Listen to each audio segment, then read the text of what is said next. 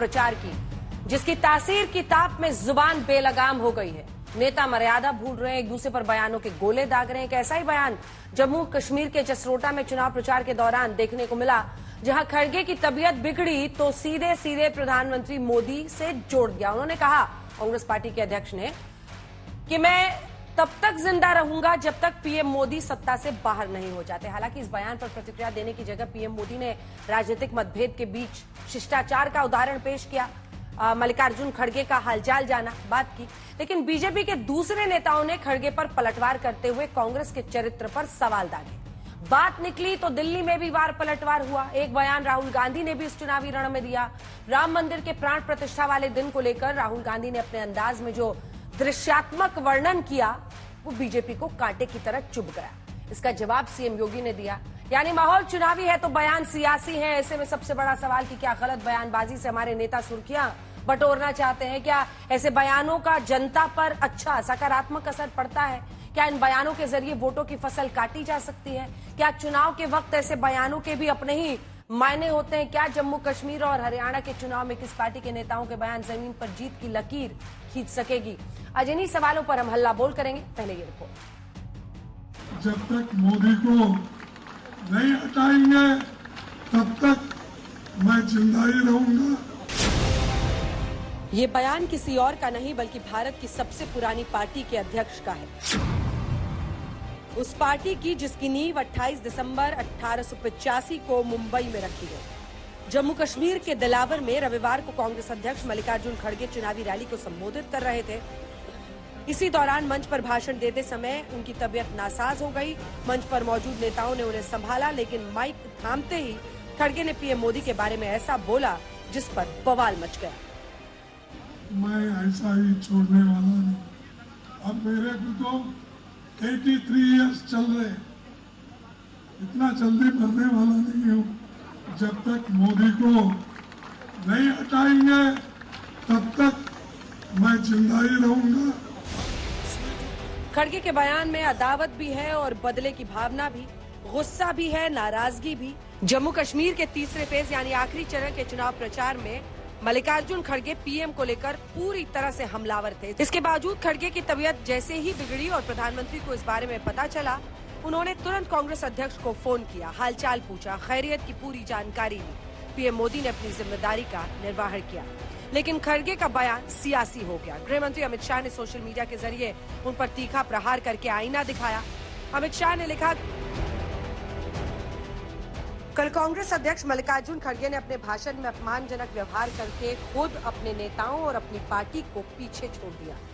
अपनी कटुता का परिचय देते हुए उन्होंने बिना मतलब का प्रधानमंत्री मोदी को अपने निजी स्वास्थ्य के मामले में घसीटते हुए कहा कि वो प्रधानमंत्री मोदी को सत्ता से हटाकर ही दम लेंगे। इससे पता चलता है कि इन कांग्रेसियों में प्रधानमंत्री मोदी के प्रति कितनी नफरत और डर है कि वो हर समय उनके बारे में सोचते रहते हैं।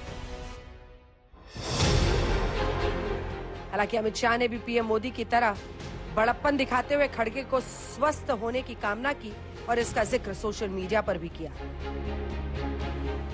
अमित शाह ने लिखा, जहां तक कांग्रेस अध्यक्ष के स्वास्थ्य की बात है, पीएम मोदी प्रार्थना करते हैं, मैं प्रार्थना करता हूं, हम सब प्रार्थना करते हैं कि वो दीर्घायु हो और स्वस्थ रहे। वो 2047 तक विकसित भारत का निर्माण होते देखने के लिए जीवित रहे। जब बात सियासी हो तो उसकी परिधि के दायरे का कोई और छोर होता नहीं। अर्थव्यवस्था के ट्रिकल डाउन थ्योरी की भांति बयानों की तासीर रिश्ते हुए बीजेपी और कांग्रेस के दूसरे नेताओं तक भी पहुंची।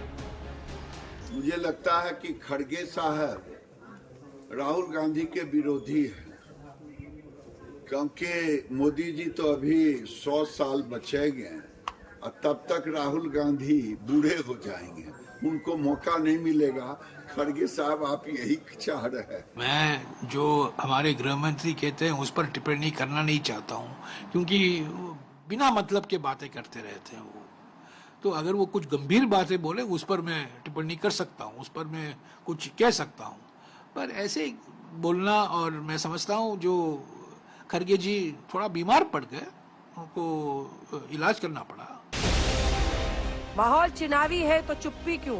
इसीलिए मनोज तिवारी और पवन खेड़ा भी अपनी अपनी दलीलें पेश कर बैठे। खड़गे जी के मन में कितना नफरत भरा है मोदी जी के लिए, अभी मोदी जी ने इनके स्वास्थ्य का हालचाल पूछा।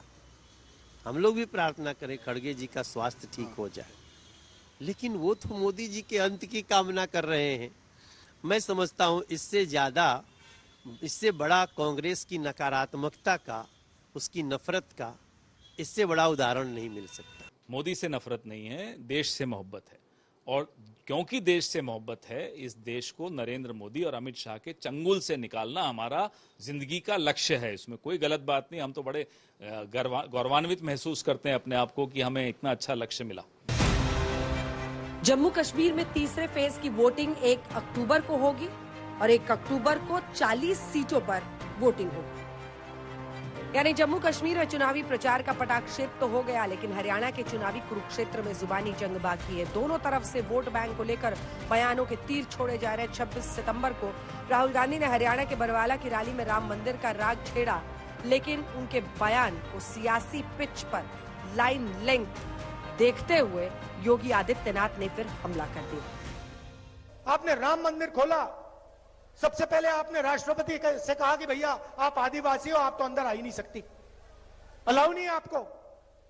उसके बाद अमिताभ बच्चन को बुला लिया, अदानी को बुला लिया, अंबानी को बुला लिया, किसी एक मजदूर को नहीं आने दिया। आपने किसी बढ़ई को देखा, किसान को देखा, मजदूर को देखा? कोई नहीं। डांस गाना चल रहा है, प्रेस वाले हाय हाय हाय कर रहे हैं, नाच गाना चल रहा है, डांस चल रहा है, पूरा हिंदुस्तान डांस कर रहा है। ऐसा लगा कि राहुल गांधी का बयान आया गया हो जाएगा, लेकिन सियासत में ऐसा होता कहां है। अगर बरसों पहले भी कोई बयान दिया गया हो तो नेता उसे झाड़ पोंछ कर निकालते हैं और विरोधियों पर वार करते हैं। राहुल गांधी का ये बयान तो ताजा है, लिहाजा सीएम योगी ने हरियाणा के भिवानी खेड़ा के चुनावी मंच से नेता प्रतिपक्ष को कुछ इस अंदाज में जवाब दिया। प्रभु राम का विराजमान होना, दूसरा रोम की संस्कृति में पले बढ़े वे लोग, वे बदनसीब जो दुर्भाग्य से अपने को एक्सीडेंटल हिंदू कहते हैं, वे कैसे इसको बर्दाश्त कर पाएंगे। वे कहते हैं कि अयोध्या में जब रामलला का मंदिर का उद्घाटन हो रहा था तो वहां पे नाच गाना चल रहा था। अरे जिंदगी भर तो यही तुम्हारा खानदान करता रहा। 5 अक्टूबर को 90 सीटों के लिए वोट पड़ेंगे, जबकि 8 अक्टूबर को जम्मू कश्मीर और हरियाणा के वोटों की गिनती होगी। यानी 3 अक्टूबर तक हरियाणा में चुनावी प्रचार का शोर रहेगा। ऐसे में बयान और तीखे हो सकते हैं, हमले किए जा सकते हैं। सत्ता के समीकरण के अंकगणित को देखते हुए नेताओं के बयान अगर बेकाबू हो जाए तो आप हैरान मत होइए। आज तक